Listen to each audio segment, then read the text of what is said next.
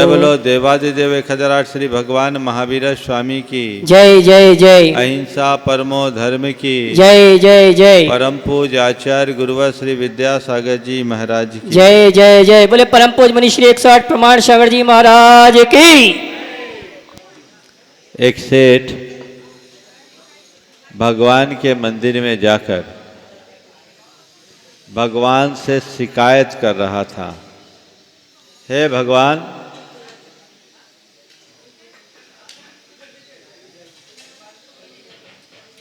तू मुझ पर कृपा क्यों नहीं करता? मैं तेरा इतना बड़ा भक्त, लेकिन आज तक तुमने अपनी कृपा मुझ पर नहीं बरसाई। मैं कितनी बार तुमसे निवेदन करता हूं कि तूने मुझे धन दिया, पर मुझसे ज्यादा धन औरों को दिया, ऐसा पक्षपात क्यों? मैंने तुझसे संतान की कामना की, तूने संतान तो दिया, पर उसे पूरी तरह स्वस्थ नहीं बनाया, ऐसा पक्षपात क्यों? मैं नित्य तुझसे अपने स्वास्थ्य की गुहार लगाता हूं, मेरे पास स्वास्थ्य भी नहीं है, आखिर ऐसा क्यों? और रात दिन मैं परेशान होता हूं, मुझे शांति आज तक क्यों नहीं दी? भगवान, मैं तेरा भक्त, फिर भी मेरी भावनाओं की पूर्ति तू क्यों नहीं करता?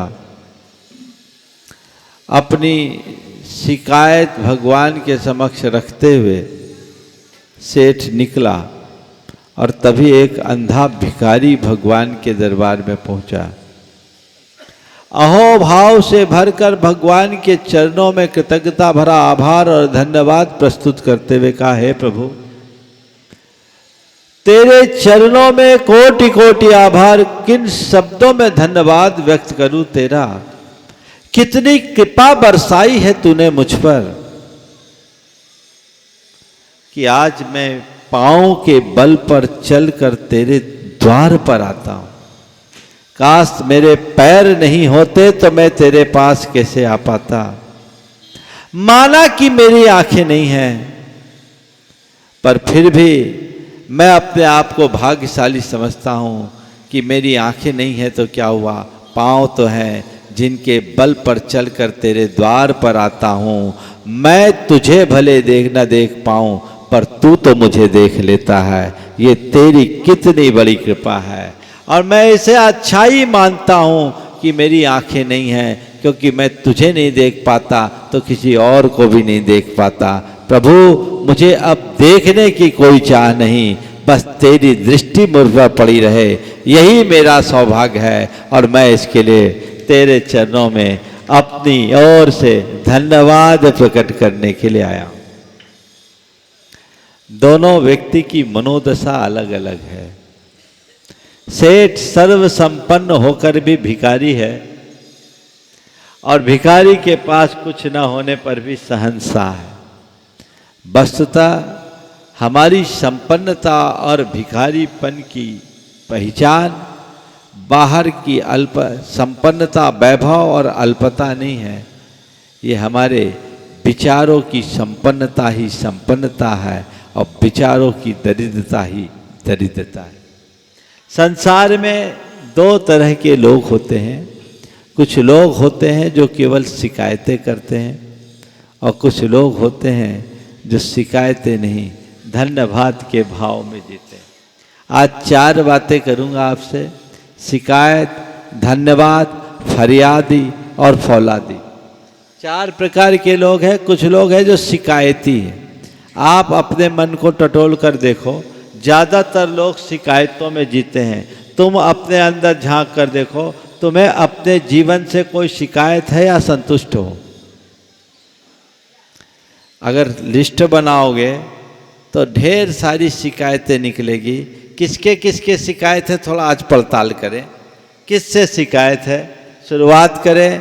किससे शिकायत? भगवान से शिकायत, तो भगवान से तो रोज़ शिकायतें करते हो, हे भगवान मैंने ऐसा क्या कर्म किया, ये किस बात का फल मुझे मिल रहा है, भगवान आपकी कृपा नहीं बरसती। चलो थोड़ी देर के लिए भगवान को हम छोड़ दें। शिकायत है किससे? अपने परिवार से, माता पिता से, पत्नी से, पुत्रों से, परिजनों से, पड़ोसियों से और स्वयं से है शिकायत। व्यक्ति से बात करो तो वो हमेशा आरोप की भाषा कहेगा, अरे इसके कारण ऐसा हो गया, उसने ऐसा कर दिया, ये ऐसा कर दिया, वो ऐसा कर दिया। शिकायत ही शिकायत है। शिकायतों को देखोगे तो पुलिंदा बन जाएगा, है ना। जो शिकायतों में जीता है वो आंसू बहाता है। ऐसा कोई व्यक्ति है इस सभा में जो कहे कि मेरी किसी से कोई शिकायत नहीं? कई लोग तो हम लोगों से भी शिकायत करते हैं। अच्छा, भगवान को नहीं बख्शते तो हम लोग कहाँ वस्तुतः है। ये हमारी नकारात्मकता की पहचान है जो हमें शिकायतों की ओर प्रेरित करता है। कोई ना कोई रोजमर्रा की जिंदगी में शिकायतें हम लोग करते रहते हैं। संत कहते हैं जहां तुम्हारी शिकायत है अगर गहराई से देखो तो तुम्हें वहीं धन्यवाद करने का अवसर भी मिल सकता है। जैसे किसी व्यक्ति की ये शिकायत है कि मेरे पास धन का अभाव है और धनाभाव के कारण मैं चाह करके बहुत कुछ नहीं कर सकता, है शिकायत। इसकी शिकायत लोग सब करते हैं, पर अगर मेरी नज़र में देखोगे तो आप पाओगे कि धन का अभाव भले है लेकिन उसके साथ न जाने कितनी चीज़ों का सद्भाव है। तुम धन के अभाव का रोना रो रहे हो, उसकी जगह जिन चीज़ों को तुमने पाया है उसका अगर तुम ख्याल करो तो 100 बार भगवान को धन्यवाद दोगे। तुम्हें अच्छा स्वास्थ्य मिला, अच्छी बुद्धि मिली, अच्छा परिवार मिला और सब प्रकार के अच्छे संस्कार मिले। क्या ये कम है? तुम्हें इसका धन्यवाद होना चाहिए कि जो चीज़ अनुपलब्ध है उसकी शिकायत।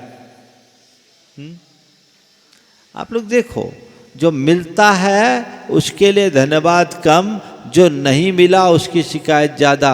रोज़ धर्म पत्नी अच्छा भोजन कराती है, कभी धन्यवाद तो शायद नहीं देते होगे, लेकिन किसी दिन किसी का टेस्ट बिगड़ जाए तो तुम्हारी भंगिमा बिगड़ जाती। तुम्हारी भंगिमा बिगड़ जाती। राजू कह रहा जो अच्छा होता है सब एक तरफ चला जाता है। हाँ,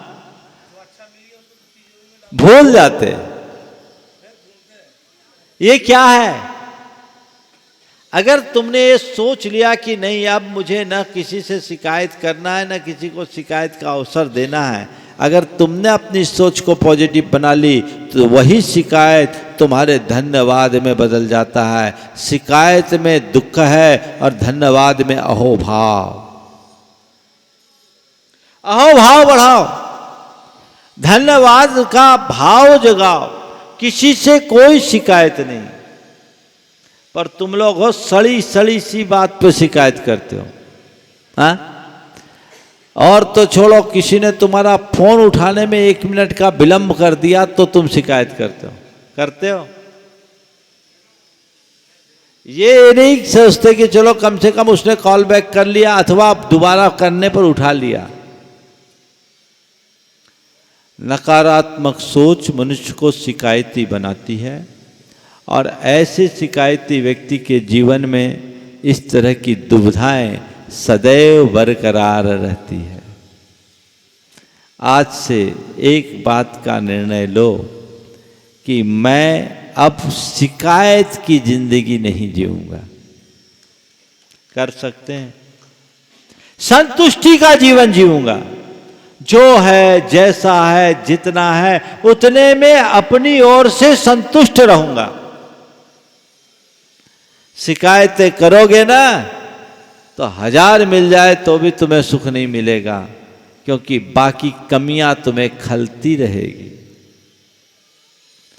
और संतुष्टि का भाव हृदय में जगाओगे, तुम्हारे अंदर ऐसी कृतज्ञता और धन्यवाद का भाव आएगा कि फिर कोई बात ही नहीं बचेगी, किसी से शिकायत नहीं। सबको सकारात्मक तरीके से देखना है। शिकायत की जगह क्या करना है? धन्यवाद, या अपने आप को धन्यवाद महसूस करो। दूसरों को धन्यवाद दो, खुद को धन्यवाद मानो। समझ गए? कोई तुम पर उपकार करे, तुम उसे धन्यवाद दो। 10 काम में 2 काम किया, 4 काम किया, 6 काम किया, 8 काम किया, तुम उसका धन्यवाद दो। जो नहीं किया उसकी शिकायत मत करो। तुम लोग उल्टा करते हो। 10 काम कर ले, उसका कोई श्रेय नहीं। 1 काम नहीं हुआ, उसकी शिकायत पहले। हाँ? है ना? आप लोगों की आपस में जो खींचातानी होती है, उसकी मूल वजह यही है। शिकायत नहीं, धन्यवाद। और खुद को धन्य भागी समझो। जब तुम्हें अपने जीवन में कोई अभाव और अल्पता दिखने लगे और मन में मायूसी छाने लगे, उस समय अपनी सोच को सकारात्मक बनाओ और ये सोचो, जो खोया है वो नहीं, मेरे पास जो है वो औरों से बेहतर है। चलो, तुम्हें धन का अभाव दिखता है, इसलिए तुम्हारे अंदर मायूसी है। ठीक है भैया, तुम्हारे पास पैसे नहीं है, पर और चीज़ें तो हैं। दुनिया में ऐसे भी लोग हैं जो भिखारी भी हैं और शरीर भी विकृत है, अपाहिज है। बोलो, पैसे होने के अभाव के साथ अगर अपाहिज होते तो क्या होता? तो इस अर्थ में अपने आप को धन्यभाग मानोगे कि नहीं? हाँ, धन्यभाग मानेंगे ना। हम अपाहिज नहीं है, ये कम है। हम बुद्धिहीन नहीं है, ये कम है। हम शरीर से समर्थ है, स्वस्थ है, ये कम है। हम अनाथ नहीं है, ये क्या कम है? दुनिया में ऐसे भी लोग हैं जिनके जीवन में अभाव है, अल्पता है, जो अपाहिज है, अपंग है, अनपढ़ है, अनाथ है। तो बोलो, तुम धन्य भाग हो कि नहीं? हाँ, क्या मानते हो अपने आप को? अरे अब क्या करें, मुंह लटका के बैठ जाते हैं। अरे भाई, सोचो समझो, वस्तु के स्वरूप को जानकर अपना काम करो और स्वयं को धन्य भाग महसूस करो। अगर आप बीमार हैं तो मुख म्लान मत करो। बीमार होने के साथ उसकी चिकित्सा करो, पर इतना भाग मानो अपने आप को, ऐसा धन्य भाग मानो कि बीमार भले हैं, लाचार तो नहीं है, बिस्तर पर तो नहीं पड़े, पराधीन तो नहीं हुए, स्वाश्रित है, अपना काम कर रहे, चल रहा है, सब कुछ ठीक है। बीमारी आई है, चले जाएगी। और ये बीमारी नहीं है, मेरे कर्म काटने का निमित्त बनकर आई है। चलो, मैं धन्य भाग हूँ कि अनेक जन्मों के कर्मों को इसी जीवन में काटने में समर्थ हो पा रहा हूँ। क्या ऐसी सोच रख सकते हो? कहीं भी कुछ भी हो तो तुम देखोगे, अपने आप को धन्य भाग समझो। तुम आज तुम्हारे पास सब कुछ है, अच्छा शरीर है, अच्छा स्वास्थ्य है, अच्छे संस्कार है, अच्छी बुद्धि है, धन संपन्नता है, किसी चीज की कमी है, भरा पूरा परिवार है, धन्य भाग होना। अगर सड़क चलते लोगों को देखो तो बहुत सारे लोग तुम्हें अपंग अपाहिज मिलेंगे, बहुत सारे लोग दरिद्र मिलेंगे, अनाथ मिलेंगे, बहुत सारे लोग शरीर से विकलांग मिलेंगे, बहुत सारे लोग दूसरों के टुकड़ों पर पलते नजर आएंगे, आश्रय विहीन दिखेंगे। अगर उनको सामने रख करके देखो तो तुम बड़भागी हो कि नहीं? हा? उस अंधे को देखो जो कह रहा है मैं अपने आप को भाग्यशाली मानता हूं कि आप मेरे सबल पैर हैं जिनके बल पर मैं चलकर तेरे द्वार पर आता हूं।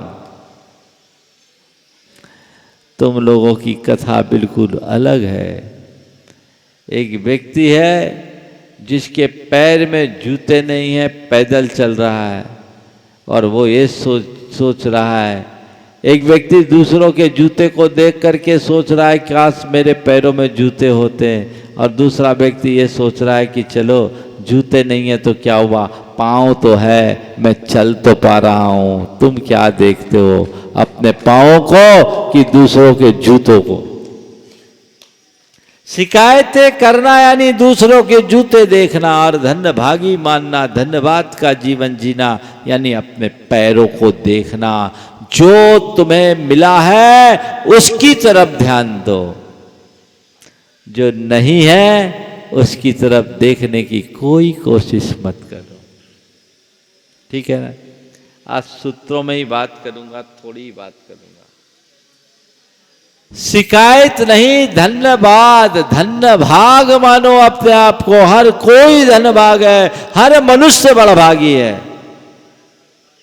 बड़े भाग मानुष तन पावा, सुर दुर्लभ सब ग्रंथ ही गावा।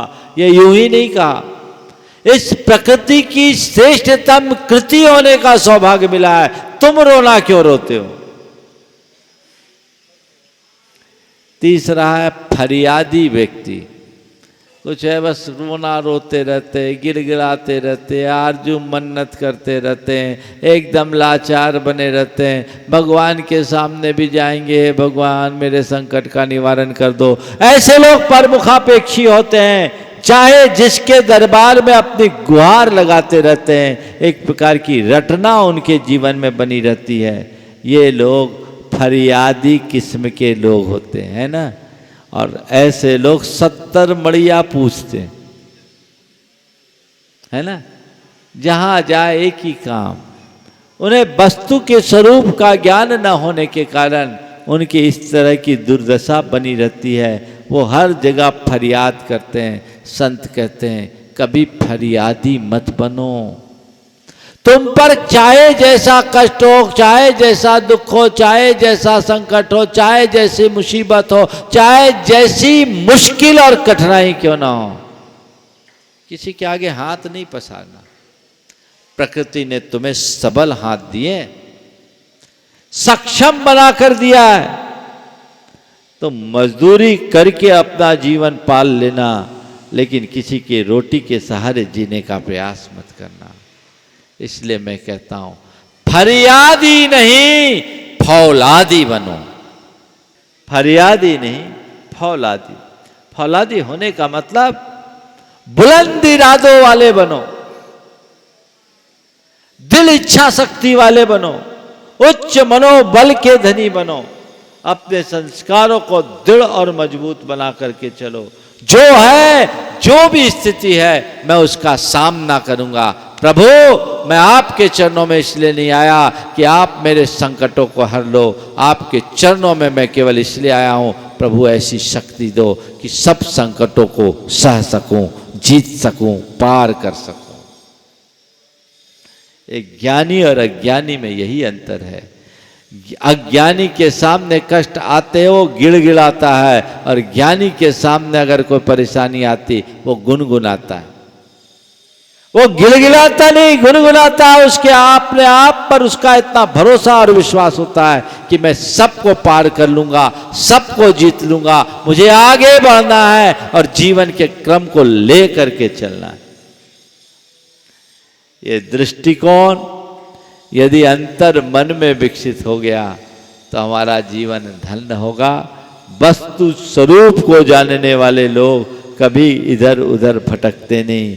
वे अपने जीवन को एक निश्चित दिशा में आगे बढ़ाते हैं और उसी के बल पर अपना उद्धार कर पाते हैं। तो आज 4 जो बातें मैंने की उनको आपको ध्यान में रखना है। शिकायती नहीं, धन्यवादी बनना है, और फरियादी नहीं फौलादी बनना है। बस इस सूत्र को आत्मसात कर लोगे तो आप सबका जीवन धन्य हो जाएगा। अधिक विस्तार न करके मैं यहीं पर विराम ले रहा हूँ। बोलो अहिंसा परमो धर्म की।